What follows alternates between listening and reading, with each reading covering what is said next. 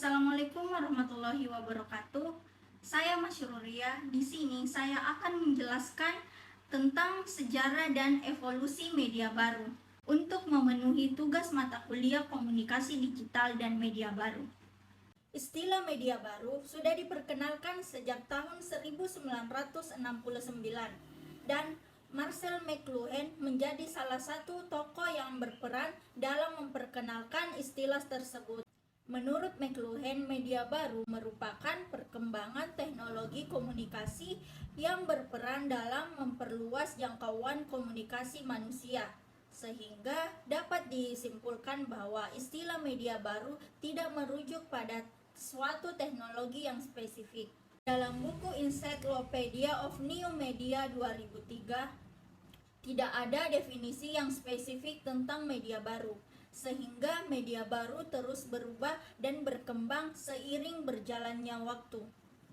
Salah satu perkembangan media baru yang pesat adalah pada saat terjadinya digitalisasi. Kemunculan internet sangat berperan dengan munculnya digitalisasi dengan media baru. Setiawan Santana dalam buku Jurnalisme Kontemporer 2005 mengemukakan bahwa internet merupakan medium yang mampu mengkonversikan seluruh karakteristik media dari bentuk-bentuk yang terdahulu yang berfokus pada proses komunikasi.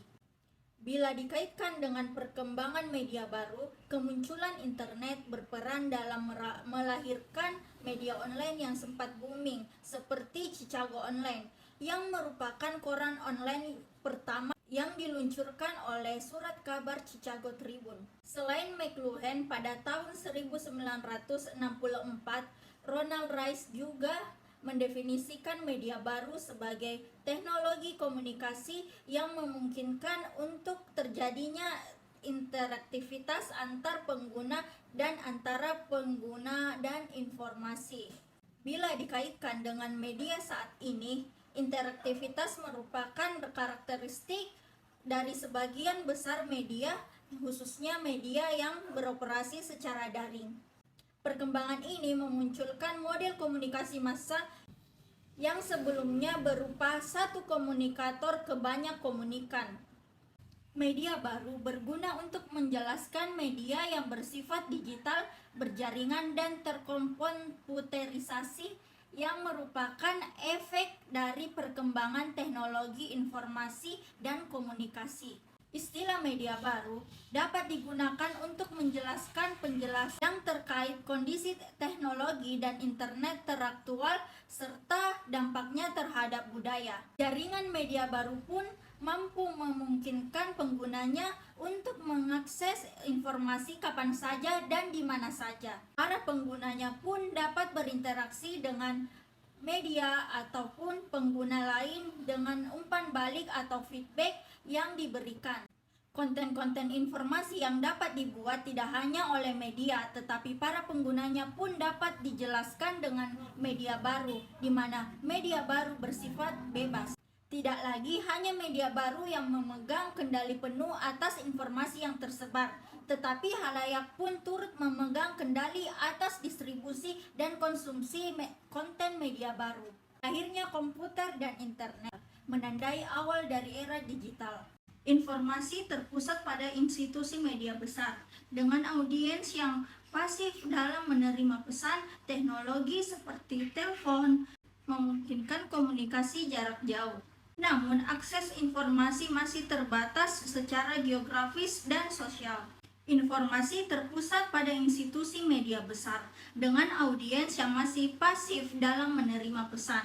Teknologi seperti telepon memungkinkan komunikasi jarak jauh, namun akses informasi masih terbatas secara geografis dan sosial. Contohnya, pada tahun 1876, Alexander Graham Bell menemukan telepon, merevolusi komunikasi suara. Pada tahun 1927, radio NBC mengudara, menyiarkan program berita dan hiburan secara nasional. Dan pada tahun 1941, siaran televisi pertama di US oleh CBS membuka era baru dalam penyiaran visual. Contohnya, pada tahun 1993, Mosaic, browser web grafis pertama diluncurkan, membuat internet lebih mudah diakses. Pada evolusi ketiga, era partisipasi dan interaksi, pada tahun 2000-an, internet menjadi lebih mudah diakses dan terjangkau, membuka gerbang bagi partisipasi masyarakat luas. Platform media sosial seperti Facebook, Twitter, dan YouTube menjadi wadah interaksi dan berbagi informasi, memungkinkan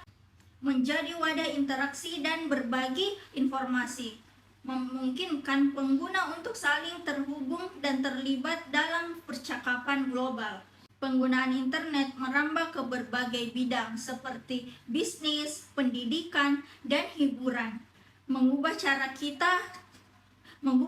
kita bekerja, belajar, dan bersenang-senang.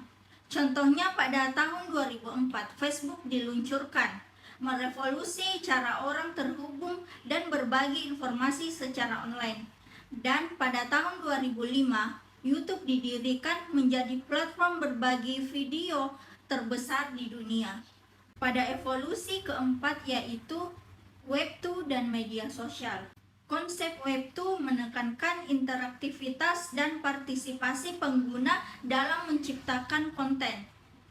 Media sosial menjadi platform utama untuk komunikasi dan berbagi informasi dengan pengguna, tidak lagi hanya sebagai penerima pasif, tetapi juga sebagai produsen konten yang aktif.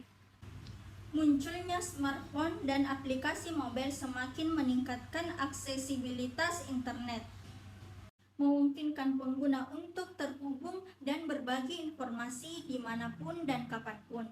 Contohnya, pada 2010, Instagram diluncurkan, mempopulerkan berbagi video dan foto secara instan. Pada 2012, TikTok diluncurkan menjadi platform berbagi video pendek yang fenomenal. Dan pada tahun 2016, Twitch diluncurkan menjadi platform streaming video game yang populer. Pada evolusi kelima, yaitu era media baru saat ini, pada tahun 2020-an dan seterusnya menuju masa depan yang tak terduga. Perkembangan teknologi seperti kecerdasan buatan, AI, Big Data, dan Internet of Things terus mendorong inovasi dalam media baru. Platform streaming video seperti Netflix menawarkan hiburan tanpa batas. Podcast menjadi media populer untuk konsumsi informasi dan cerita. Contohnya, pada tahun 2021, Metaverse mulai menjadi perbincangan hangat, menghadirkan visi dunia virtual 3 dimensi dan terintegrasi dengan realitas. Evolusi media baru telah mengubah lanskap media secara fundamental dan terus berkembang dengan kecepatan yang luar biasa. Memahami karakteristik, dampak, dan tantangan sangat penting untuk dapat memanfaatkan peluang yang ditawarkannya secara optimal, sambil tetap bijak dan bertanggung jawab dalam penggunaannya.